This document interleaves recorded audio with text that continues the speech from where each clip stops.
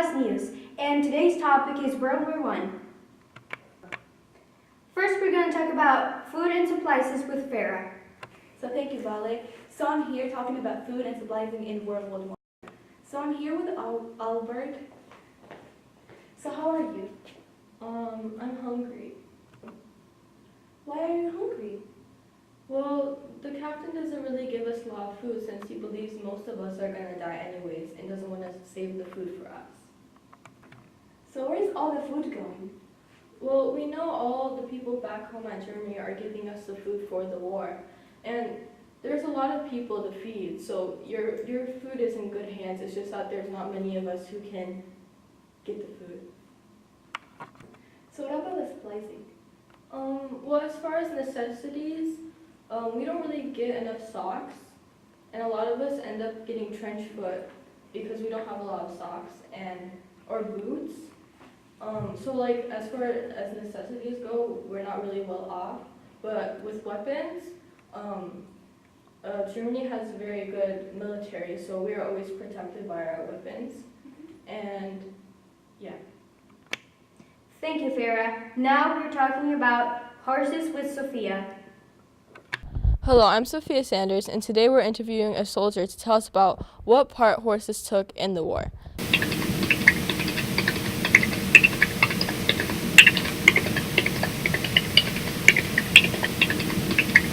So tell me, where are we right now?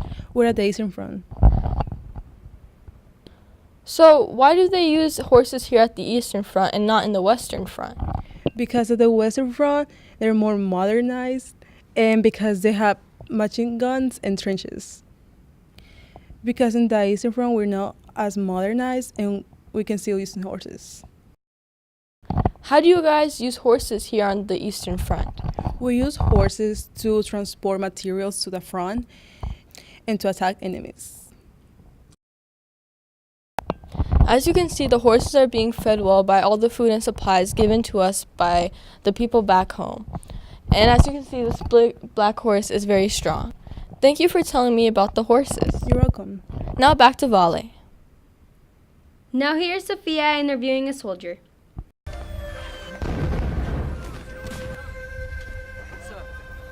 Sir, this way. One more, come on.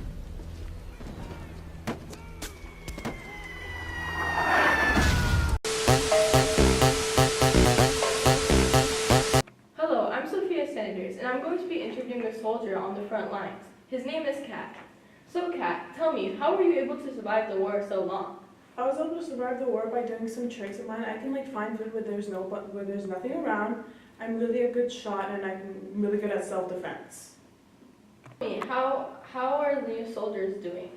I mean, there's a lot of new soldiers, and they're really, really young. There was the youngest boy I saw was 14 years old. He doesn't know how to shoot a gun, which can be really bad when we're at war. But I feel like he can learn and progress. But there's a lot of them dying currently. So tell me, Kat, how is the war affecting you and soldiers in general? I think it's affecting us a lot, especially in our mental health, because every battle we go into, we know me and my friends will not survive, or have a small percentage of surviving.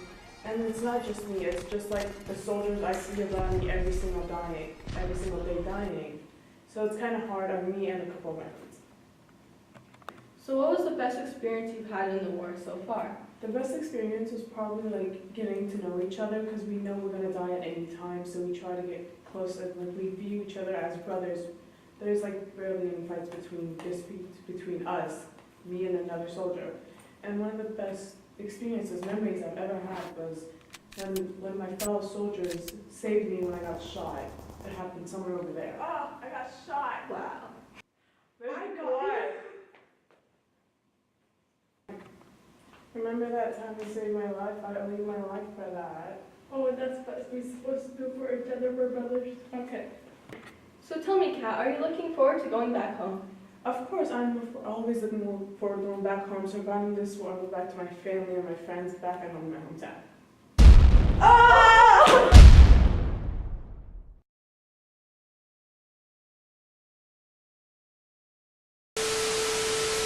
Hope you enjoyed looking at Plus News.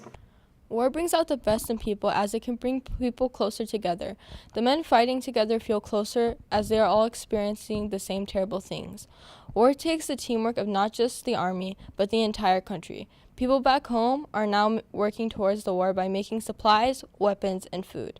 War also gave women in some parts of the world a sense of pride as they were no longer working in the kitchen but helping contribute to the war by making weapons. War also brings people to be grateful for what they had before the war started. Thank you for watching.